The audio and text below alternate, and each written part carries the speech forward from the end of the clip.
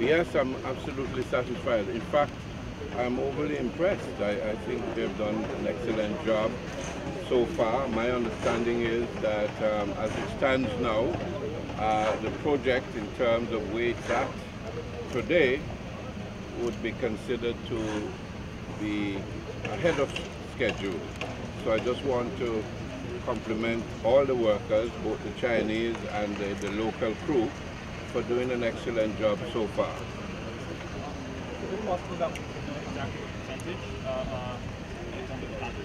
Well, someone else will answer that, those persons who are involved, but my understanding is that in terms of the actual construction of the building, we're about, what, halfway there?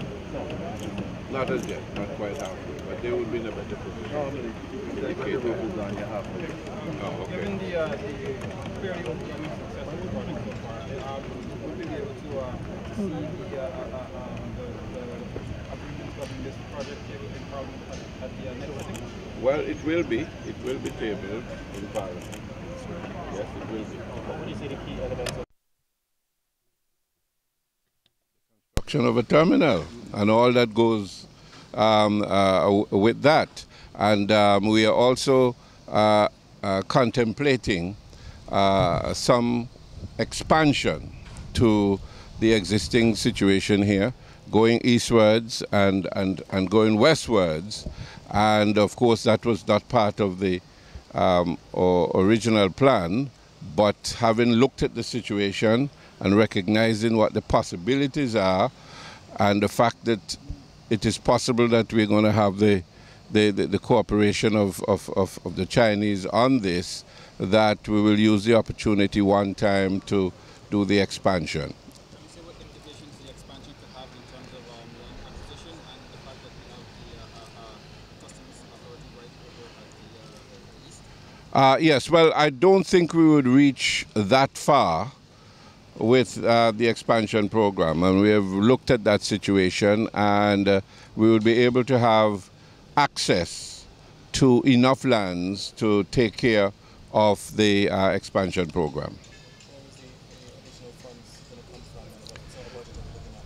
Yes, well, I think that is being examined at the moment, but one of the things I have to point out is that apart from what you see here and what the Chinese have been contracted to do, there are a number of things that the government of Antigua and Barbuda itself would have had to undertake as an overall part of the project. The parking beyond the thing and a number of other things that we would have been required to do. When we looked at that, we recognized that that in itself is going to be a costly affair. And as you know, central government at the moment may not have the full wherewithal. So that would be part of the arrangement that we will enter into with the Chinese, so that rather than the government having to undertake that portion of the project ourselves, that it could become part of the expansion phase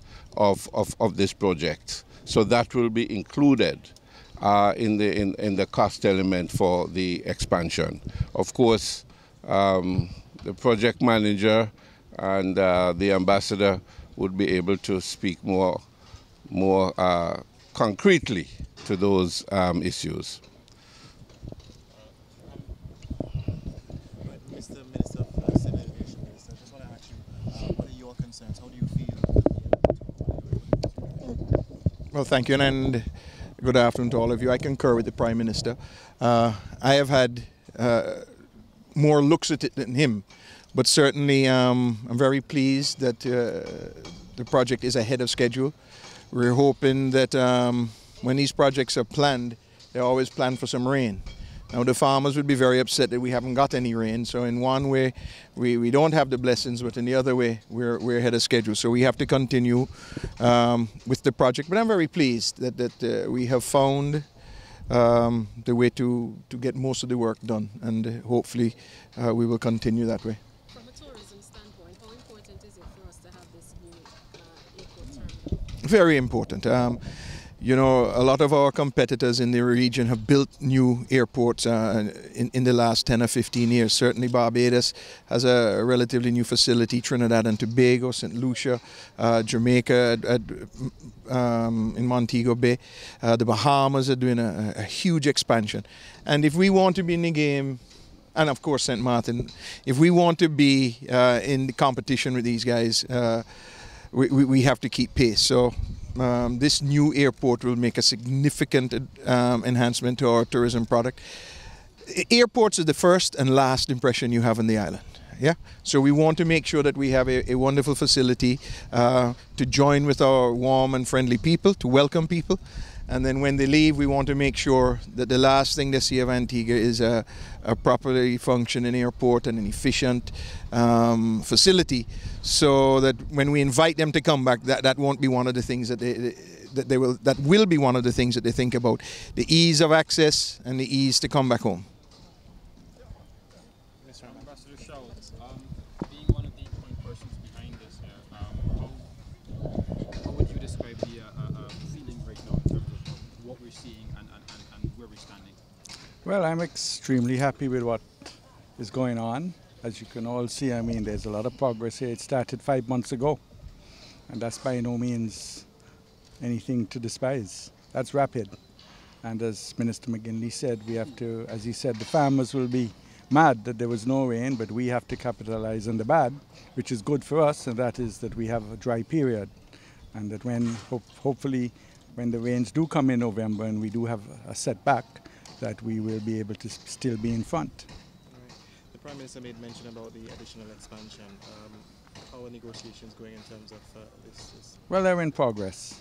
And any project like this, especially when you start to talk about expansions, you'll never be able to pin anything down right now. It's still in its stage. There are a lot of negotiations going on between myself and with Ambassador Lou, and of course Mr. Lewis will be able to give more information as to regards what the expansions will be. But I have no doubt in a short while that all this will be put to rest. Okay. We've heard that it's going ahead of schedule. In terms of months, how many months would you say? Well, one would want, well, let's be careful how you grade it by time.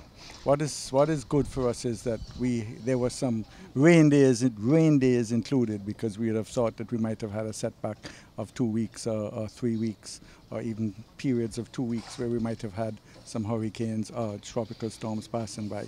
Fortunately, that has not happened. So one would want to grade it somewhere between 4 to 5 weeks, right, BT? Yeah. I mean, it's difficult to really pin it, but everyone related to the project is happy that the progress is in front for the moment. Taking into consideration the expansion and that you're also ahead of schedule, the completion date, any estimated time for that? Well, we're looking at December 2013, running in maybe just over to very early 2014. Again, it's always difficult to pin that down, because you know how projects are. We get set back and something gets delayed, and that's it. We get set back for a month. But again, you're talking about the Chinese construction company, and you know they perform, and they are always on time, as they were with the cricket stadium and everything else. Would you be able to say how much has been expended on the project so far? I really couldn't answer that. I don't have that figure at hand, and I really have not seen it. An estimation? I really couldn't answer that presently. I'm not really certain. BT, I mean, No.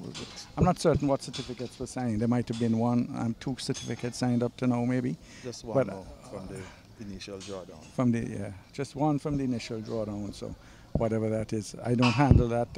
I'm not privy to that information. I might pass it now and again if for some reason it comes across my desk. Mr. Ambassador, you were very much involved in the negotiations with the Five Island Secondary School. Where are we with that? And Well, that one is going really well. Dr. Hanley just returned from Beijing, where he met with the designers, and they're waiting for the final plans. I think it has gone to construction drawings, and I am told that before the end of December, maybe even November, that we might see construction starting. That's going to be a very nice school, and you know, it's a grant. And this is, today you don't get a school for free that easily, with all the modern labs and everything else that's associated with it. So that's going to be really good for our education system. Well, what do you have to say to the Ministry of Education as it relates to this project? I know that they're keenly anticipating moving into... Well, you know Minister Leandro, she is very anxious for it, and she calls me continuously, and she's anxious to get it started and to see it going, and they're all very enthused about it because we need the room. From what I understand, we need 2 schools like that to be right where we should be.